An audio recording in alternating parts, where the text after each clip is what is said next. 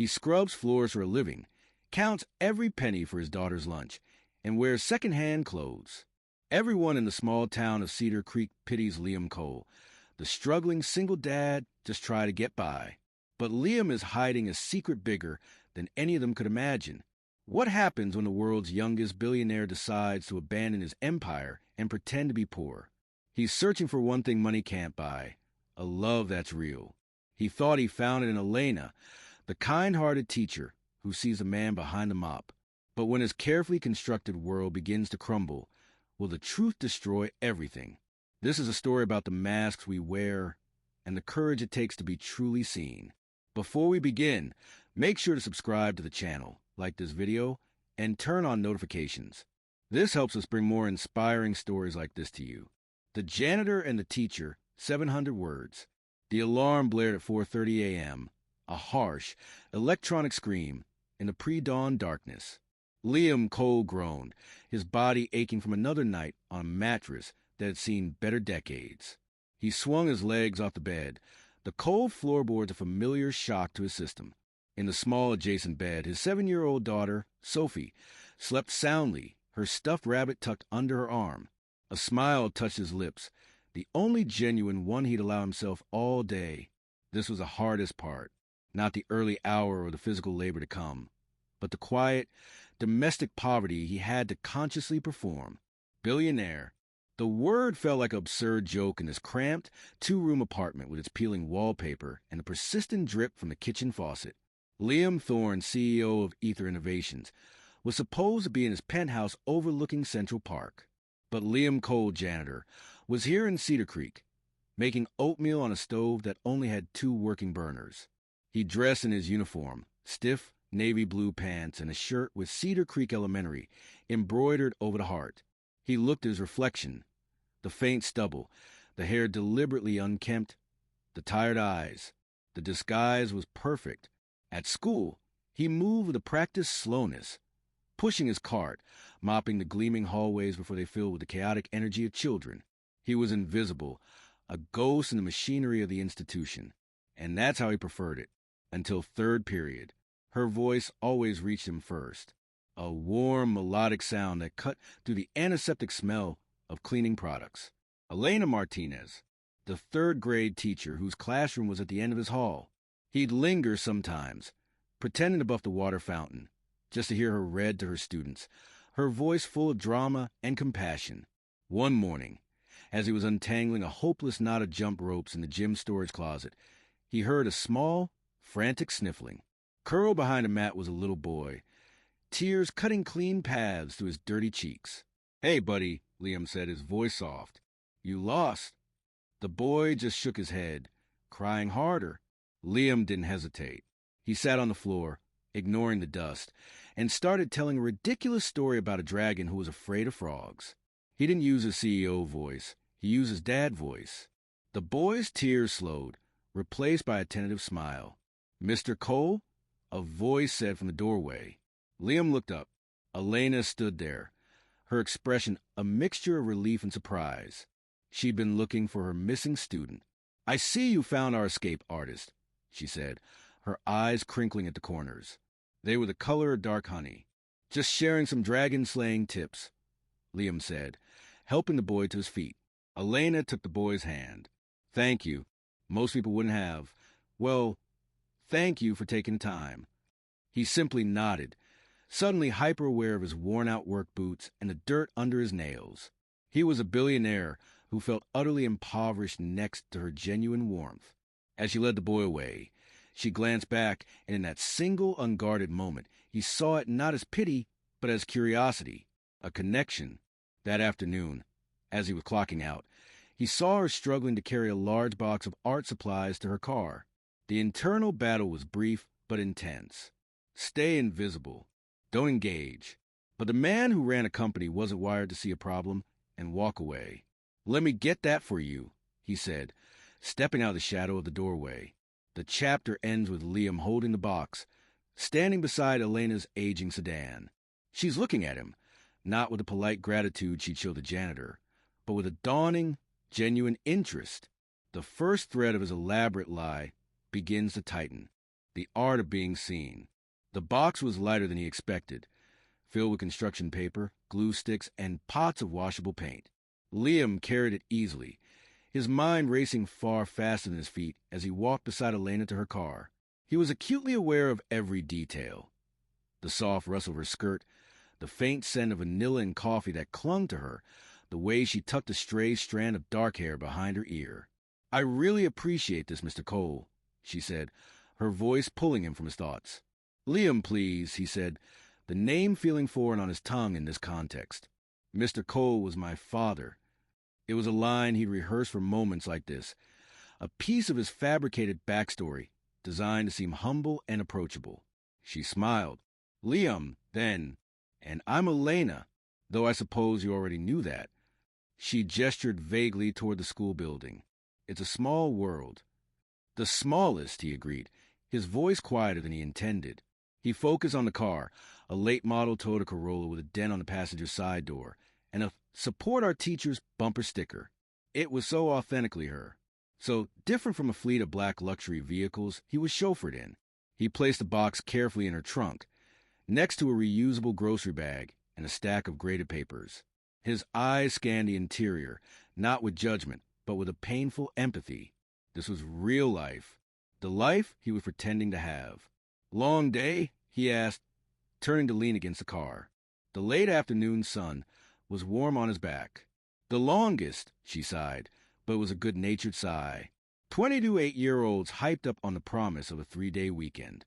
It's like trying to herd energetic, sugar-filled kittens. She laughed, and the sound was so genuine it made his chest ache. "What about you? I imagine after cleaning up after all of us, you're ready to collapse." It was the opening he'd been dreading and hoping for, the chance to talk, but the necessity to lie. "It's quiet after everyone leaves. I don't mind it." He looked down at his boots, scuffing the toe against the asphalt. "Gives me time to think before I pick up my daughter, Sophie." Her expression softened immediately. "Oh, you have a daughter? What grade is she in?" "She's 7. She goes to Willowbrook, across town." Another lie, meticulously placed. He couldn't have Sophie at the same school, a potential point of connection that could unravel everything. The real Sophie was, at that moment, with her nanny-turned-dash Aunt Maya, in a safe house on the outskirts of town, undoubtedly asking for the 5th time why they had to play this game. "Willowbrook is a good school," Elena nodded. "You must be a superhero, doing all this on your own." There was no pity in her tone, only a shared understanding of single parenthood's unique challenges. It was a club he'd fraudulently joined. Liam shrugged, the gesture feeling awkward. "You just do what you have to do. She's everything." That part, at least, was the most true thing he'd said all day. The love in his voice was raw and unmistakable. Elena's eyes held his for a moment longer, and he saw something shift in them. The professional curiosity of a teacher talking to a parent was fading, replaced by a personal woman-to-man interest. It was terrifying. "Well, superhero," she said, breaking the tension with a soft smile. "I should let you get going. Thank you again for the rescue. With the art supplies and with Leo earlier. That was really kind of you." "Any time," he said, and he meant it more than she could possibly know. He watched her drive away, the beat-up Corolla turning out of the parking lot and disappearing. He stood there for a long time, the silence of the empty lot pressing in on him. The guilt was a physical weight in his stomach. She was good and kind and real, and he was constructing a reality around her made of carefully chosen falsehoods. His phone buzzed in his pocket, a specific, encrypted vibration. He pulled it out. It was a cheap, pay-as-you-go flip phone. His Liam Cole phone, the other phone, the one that could launch satellites and move markets, was locked in a safe at the apartment. He flipped it open. "NM, Sophie wants to know if we can have pizza.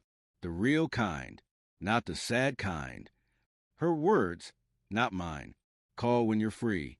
A real smile finally broke through his turmoil. Sophie, his anchor in the sea of deception. He texted back a quick yes and started a long walk home. He didn't own a car. Liam Cole couldn't afford one. The 3-mile walk was part of the immersion. As he walked past manicured lawns and quiet houses, the reality of his double life gnawed at him. This morning, before dawn, he'd taken a risky, encrypted video call from his Hong Kong office in his janitor's closet, whispering directives for a multi-billion-dollar merger. He'd authorized a transfer of funds that could endow 100 schools like Cedar Creek Elementary, all while smelling of bleach and floor wax. He arrived at the apartment building, a nondescript structure that housed students and low-income families. He took the stairs, each step a reminder of the chasm between who he was and who he was pretending to be.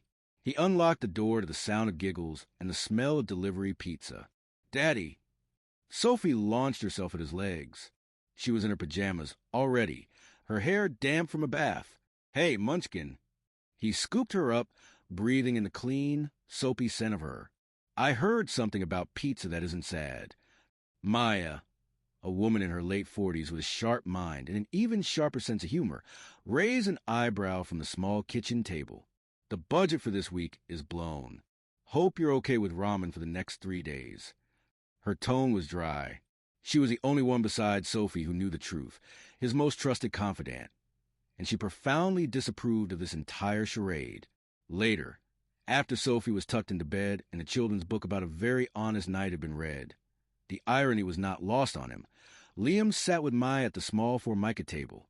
She asked about her mother again today. Maya said quietly, swirling the cheap wine in her glass. Liam's jaw tightened. Cassandra, the socialite he'd had a brief, passionate, and ultimately disastrous relationship with. The woman who had signed away all parental rights the second the pregnancy test turned positive, in exchange for a one-time, no-strings-attached payment that would have bought this entire apartment block. Sophie's existence was the one thing his money couldn't fix, the one true vulnerability that had led him to this desperate search for something real. "What did you tell her?" he asked, his voice rough. "The usual, that her mother is a beautiful star who had to travel very far away."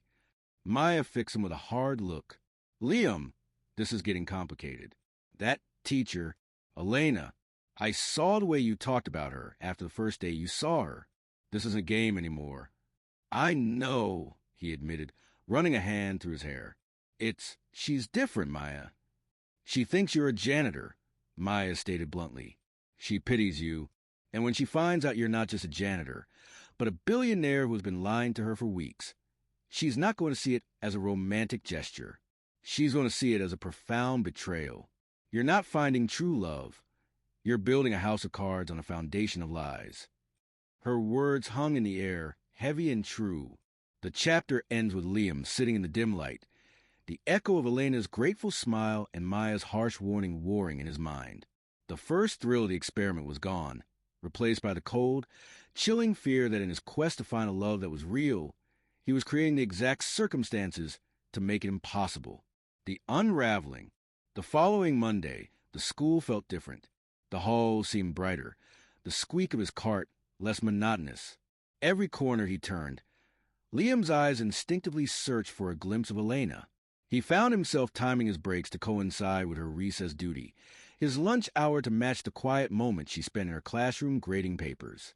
Maya's warning was a constant, dull hum in the back of his mind, but it was drowned out by the intoxicating pull of something genuine. He was buffing the floor outside the principal's office when he heard the raised voices. Principal Higgins, a man whose default expression was a sympathetic frown, was talking to a parent Liam recognized as Mr. Davison, a local businessman known for his bluster. "Understand the budget constraints, Carl, but the reading program is essential," Principal Higgins was saying, his voice strained. "Essential? It's a luxury." Mr. Davison boomed. "We need new textbooks, updated computer labs. That's where the money should go, not on feel-good programs that don't show a measurable ROI. My company wouldn't waste capital on such frivolities, and neither should the school." Liam kept his head down, the buffer whirring in his hands. The perfect invisible eavesdropper. He saw the defeat settle on Principal Higgins' shoulders. He knew that look. It was the look of a man who had run out of options. Later that afternoon, he was emptying the trash cans in Elena's classroom. She was at her desk, staring at a spreadsheet on her laptop, her brow furrowed in frustration. "Tough day?" he asked, his voice gentle. She jumped slightly, then offered a tired smile. Just try and perform miracles with a negative budget. The district cut funding for our Read to Lead program. It's the one that provides books for kids who can't afford them and brings in local authors. For some of these children, it's the only brand new book they'll ever own. She gestured helplessly at the screen.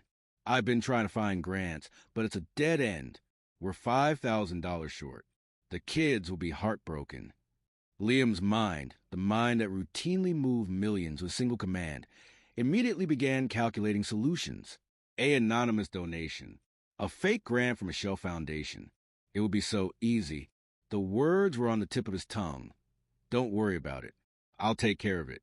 But he stopped himself. Liam Cole couldn't take care of a $5,000 problem. He could barely take care of a $5 problem. I'm sorry, he said instead, the words feeling utterly inadequate. That's really unfair. She sighed, closing her laptop. It is what it is. I'll just have to tell them tomorrow. The disappointment in her eyes was a physical blow to him. That evening, the apartment felt more like a prison than ever. Sophie chattered about her day, but Liam's responses were automatic, his mind back in that classroom. He saw the stacked boxes of books that would never be distributed, the hopeful faces of the kids that would soon fall. He was a man who could solve any problem, except the one right in front of him. He waited until Sophie was asleep, and Maya was watching a movie in the other room. Then, with the stealth of a thief, he retrieved his real phone from its hiding place. The sleek, black device felt alien in his hand. He powered it on, the glow of the screen illuminating his face in the dark. He navigated to a secure app and typed a message to his head of philanthropy, a woman named Evelyn Shaw. Liam needed discreet, anonymous donation to Cedar Creek Elementary, $5,000, designated for the Read to Lead program. Source it through the Community Outreach Fund. No traceability. The response was almost immediate. Evelyn, understood, Mr. Thorne. It will be processed first thing tomorrow. May I ask the nature of the... Liam, no, just do it. He powered the phone down, his heart hammering against his ribs. He had done it. He had broken his own rule. The guilt was immediate and suffocating, but it was edged with a fierce, protective satisfaction. He had helped. He had fixed it for her. The next day, he watched Elena all morning, a knot of anxiety tightening in his stomach. During her lunch period, he saw her check her email as she ate a yogurt at her desk. He was wiping down the whiteboards, pretending not to watch. He saw her sit up straight. She blinked, refreshed the page, and then her hand flew to her mouth. A moment of confusion, then pure, unadulterated joy lit up her face. She let out a small, breathless laugh of disbelief. Liam felt a surge of triumph so powerful it made him dizzy. She looked up, her eyes shining, and found him watching. She sprang from her chair. Liam, you won't believe it. He feigned ignorance. Believe what? The program, she exclaimed, rushing over to him. It saved. An anonymous donor just gave the full amount. $5,000. It's a miracle. That's amazing, he said, smiling, trying to mirror her shock. It's more than amazing. It's... She was so overwhelmed she impulsively reached out and squeezed his arm. The contact was electric. I was so defeated yesterday. This just proves that good things happen, that there are good people out there. Her words were salt in the wound of his conscience. He wasn't a good person. He was a liar who had written a check. Her expression then shifted, a sudden, curious thought dawning on her. It's so strange, oh, she mused, almost to herself. I was just talking to you about it yesterday. And then, poof, it solved. Liam's blood ran cold. He kept his face carefully neutral. Just a lucky coincidence, I guess. Maybe, she said, but her eyes held a new, lingering curiosity as she looked at him. The suspicion was faint, a tiny crack in the foundation of his identity. But it was there. She didn't see a janitor anymore. She saw a man who was present at the moment of a problem and the moment of its miraculous solution. The chapter ends with Liam walking away from her classroom, her joyful thanks ringing in his ears. He had given her exactly what she wanted. But in doing so, he had taken the first step toward losing her. The perfect, Invisible wall he had built around Liam Cole had its first fissure, and he knew, with a sinking certainty, that it was only a matter of time before the whole thing came crashing down. The unraveling had begun. The gala, the invitation was not for Liam Cole. It was for Liam Thorne. It arrived at the apartment a week later, a thick, cream-colored envelope of premium cardstock that looked obscenely out of place among the utility bills and pizza flyers. Maya handed it to him with a silent, raised eyebrow. The return address was the Cedar Creek Children's Hospital Foundation. They were holding their annual charity gala, the biggest social event of the year for 50 miles. And as the most famous and reclusive billionaire in the state, his presence was not just requested, it was expected. Liam stared at the invitation, a cold dread settling in his stomach. He had donations to this hospital. His company's logo would be on the program. He always sent a hefty check and a polite, pre-written note of decline from his assistant.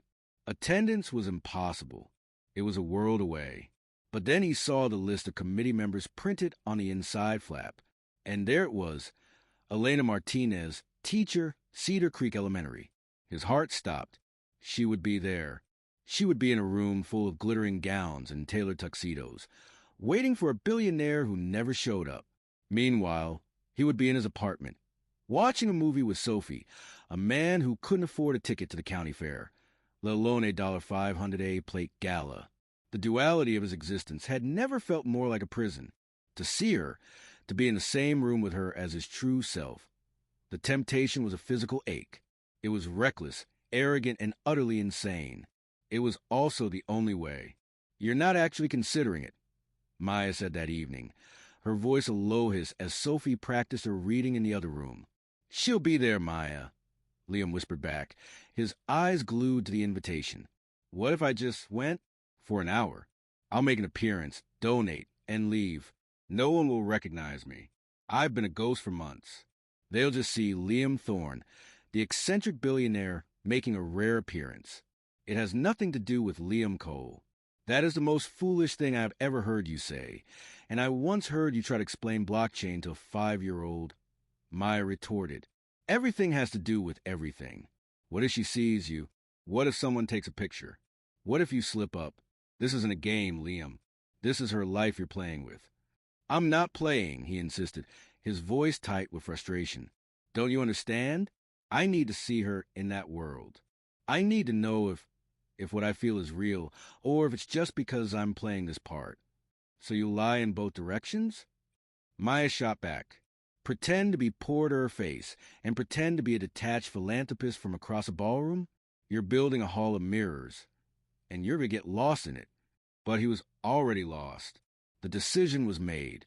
The night of the gala, he told Maya and Sophie he was working a special evening shift. He changed out of his janitor's uniform in the school's locker room, stuffing the clothes into his backpack.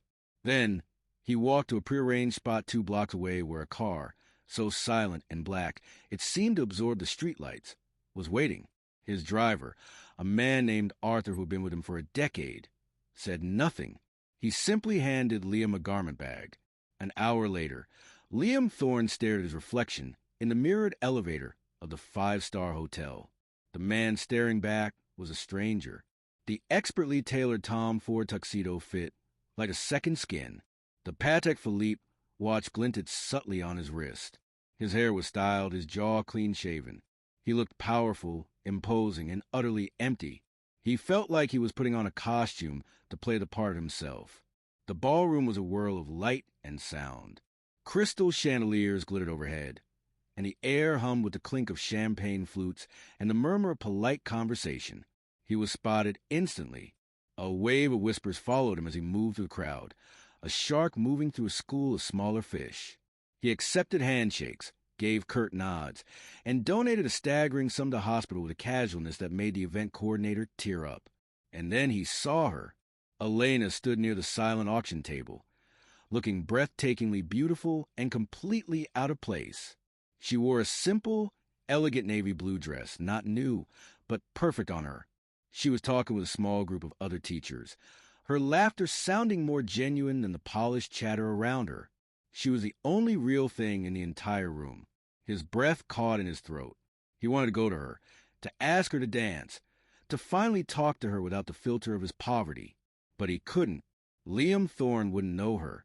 He kept his distance, watching her from across the room, a silent ghost at his own feast. He saw her glance around, a faint hope in her eyes, undoubtedly looking for the mysterious donor who had saved her reading program.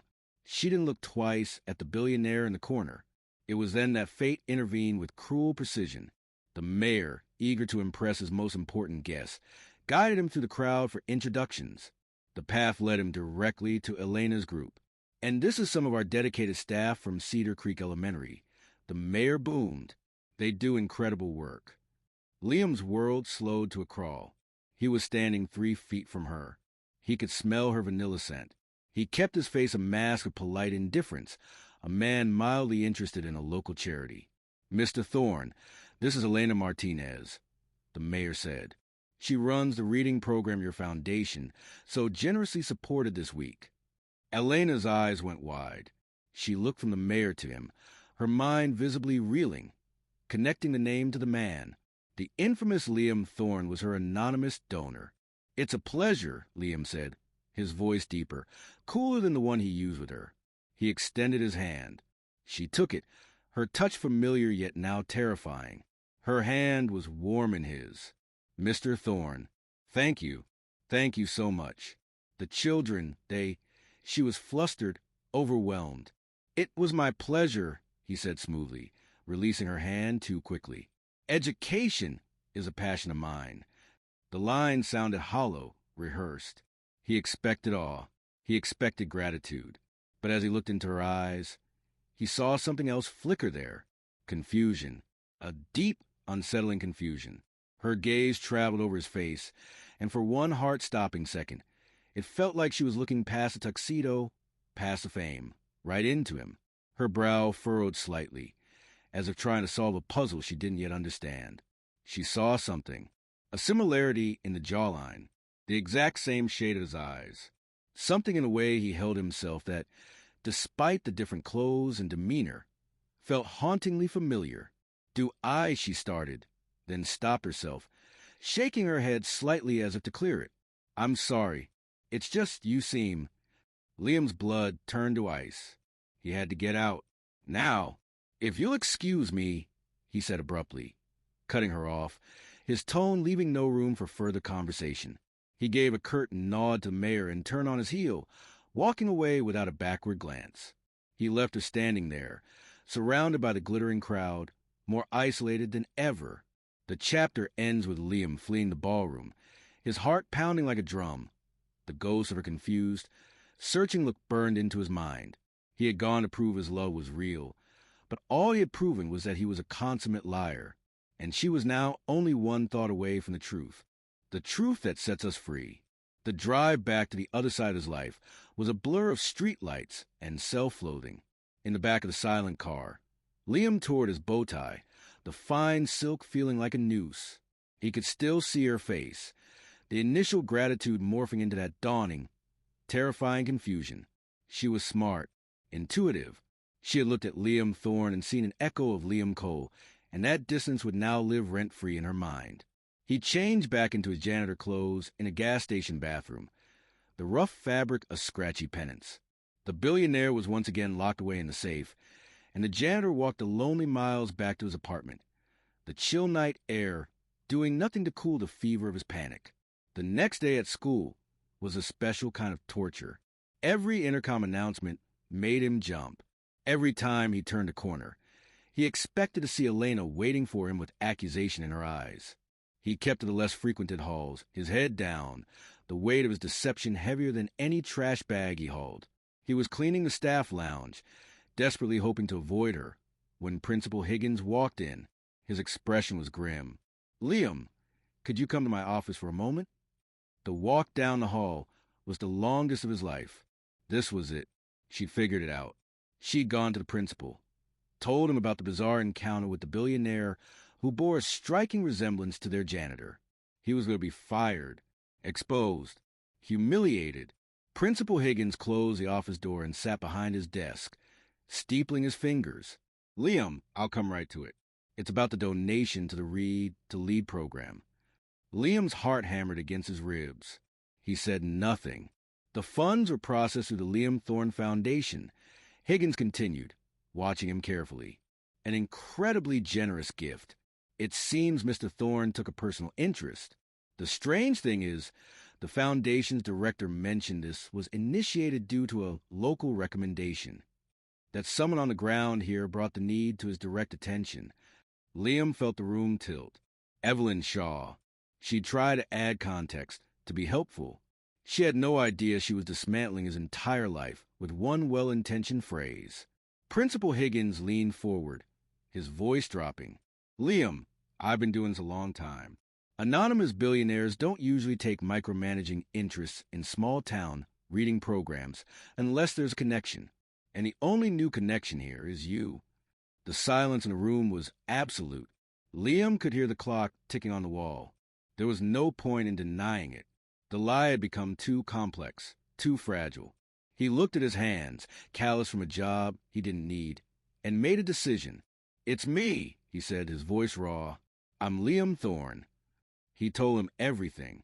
The loneliness, the fear that any woman would only want his money, the desperate, stupid idea to become someone else to find something real. He spoke about Sophie, about the crushing guilt, about meeting Elena and realizing too late that the lie was a wall that would never let anything real grow. Principal Higgins listened, his expression shifting from shock to disbelief to a strange, dawning pity. When Liam finished, the principal sighed deeply. I don't even know what to say. The fraud, the deception, it's ground for immediate termination.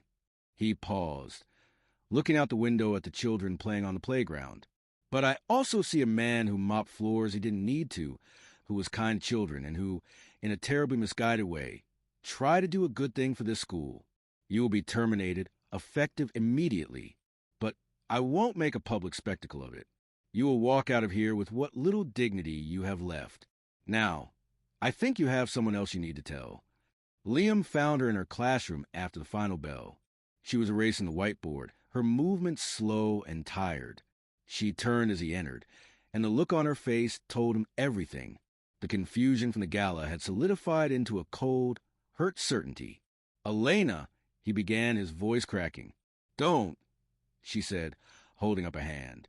Her eyes were red-rimmed. I put it together this morning. The donation, the way you looked at me last night, the way you ran. It was you. All of it. This, she gestured around the classroom, was just a tourist vacation for you, wasn't it? Slumming it with the common folk.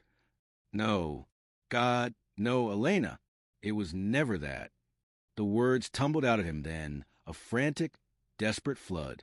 He told her the same story, but this time it was laced with apology, with regret, with a palpable pain.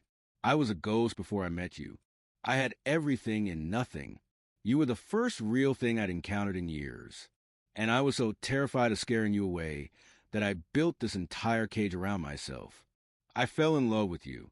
And that is the one true thing in all of this. She listened, her arms crossed, a fortress against his words. When he was done, she was silent for a long time. You fell in love with me under false pretenses, she said finally, her voice quiet but firm. You didn't trust me enough to be honest. You let me feel sorry for you. You let me worry about you. You made me care for a man who doesn't even exist. A single tear escaped and traced a path down her cheek. The worst part isn't the money. It's the lie.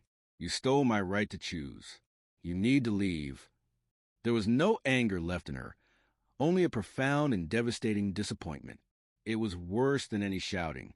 He nodded, utterly defeated. He had lost. He turned and walked away, leaving the school for the last time. A week passed. A week of utter emptiness in the sterile luxury of his penthouse.